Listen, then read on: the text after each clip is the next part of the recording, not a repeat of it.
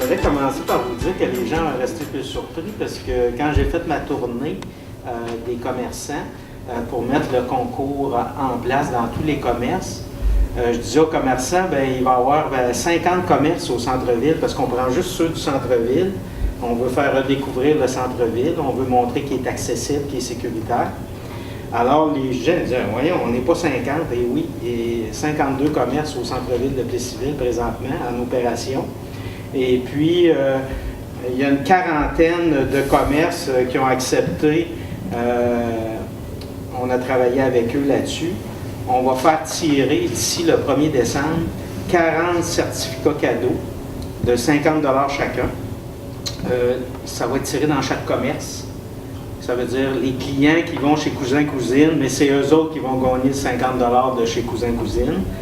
Et le 1er décembre, on va faire tirer 2000 $ à magasiner dans la quarantaine, la cinquantaine de commerces du centre-ville. Fait que ça, puis ils vont avoir un an, les gens, pour dépenser 2000 $, mais ils vont être obligés d'aller dans les commerces participants du centre-ville. Fait que c'est un super concours. On veut que les gens achètent ici, qu'ils fassent la tournée des commerçants. Fait qu'on a un poste à essence, on a des restaurants, on a des dentistes, on a des notaires, on a des vêtements pour hommes, pour femmes. On a plusieurs commerces, des coiffeuses, esthéticiennes et tout ça.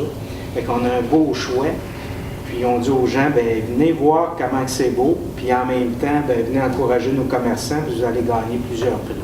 Fait que c'est un peu ça, l'idée en arrière de tout ça. Donc, pour renchérir sur les propos de Denis, je demanderai à monsieur le maire, Marie, de prendre la parole. Oui, bon après-midi. En fait, je suis content d'apporter. C'est vrai, dans le fond, c'est un mythe de penser. Tout le monde pense qu'il y a plus de commerce au centre-ville. Il y a plus de 50 commerces au centre-ville. On a 140 commerces à Plessisville de détail et de services. On ne parle pas du parc industriel, mais il y en a une cinquantaine sur Saint-Alix-Saint-Louis. Et souvent, on a l'impression, tu sais, souvent on pense que les commerces sont en train de fermer, puis, tu sais, alors que c'est le contraire qui se passe depuis quelques années à Plessisville.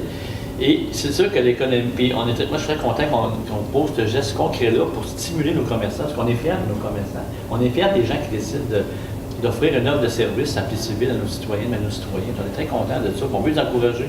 Et évidemment, on est en train de redynamiser, de revitaliser notre centre-ville depuis quelques années. On est dans une autre phase, là.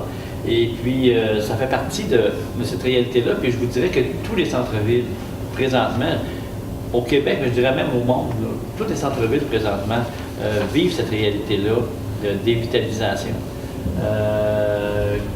Potentiel, je dirais potentiel, parce qu'on a une forte compétition. Et c'est plus comme en 1975 ou 80. Là maintenant, depuis la venue depuis qu'on a, parlons local, nous autres ici, dans la région, l'agrandissement de la 116 entre Plessis et Victo, ça a eu un impact sur nos commerçants, parce qu'au lieu de prendre 30 minutes pour se rendre à Victo, 25-30 minutes, maintenant ça en prend 15-17. Alors les gens, l'avenue des Walmart de ce monde, l'avenue tous les centres d'achat, tous les 10-30, des Costco, et surtout maintenant, le magasinage en ligne, ça change toute la dynamique de la consommation des gens. Alors les gens, souvent sur leur Bruxelles, ils sont en train d'écouter une émission de TV, puis en même temps, ils peuvent commander une paire de bottes durant le commercial. C'est le même, ça fonctionne. Donc ça change la dynamique. Donc qu'est-ce qui fait qu'un centre-ville, si on fait la même recette, on va arriver avec le même gâteau au bout. Donc il faut changer la recette. Il faut faire différent. Alors le réaménagement du centre-ville, il faut faire en sorte que notre centre-ville, les gens aient le goût de venir.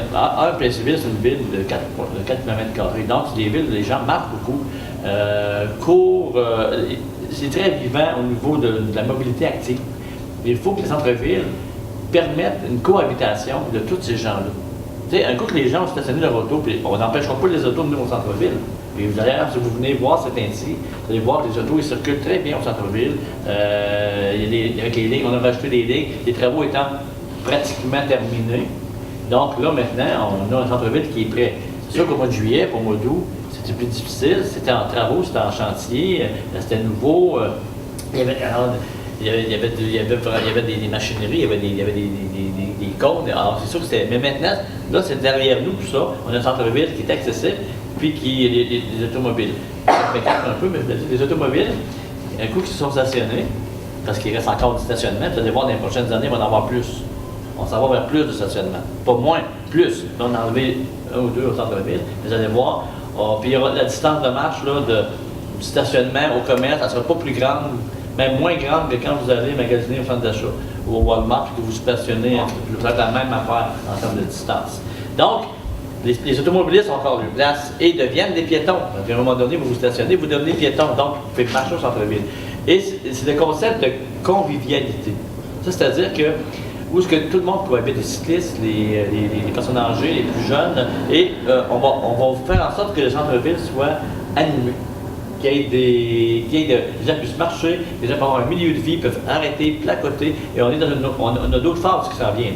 C'est une première phase, ça. Il y a d'autres phases qui s'en viennent, et on veut que les commerces de proximité, que les gens puissent aller voir nos commerçants dans nos commerces, mais aussi que ce soit un milieu de vie, un milieu convivial, où ce qui va faire bon de venir se promener en ville, puis ça va être... c'est pas fini, ça s'en vient avec d'autres choses éventuellement. Donc, bravo pour le projet qu'on a d'achat local, tout le monde y gagne. Et puis, ça incite les gens à venir encourager parce qu'il y a un cercle là-dedans.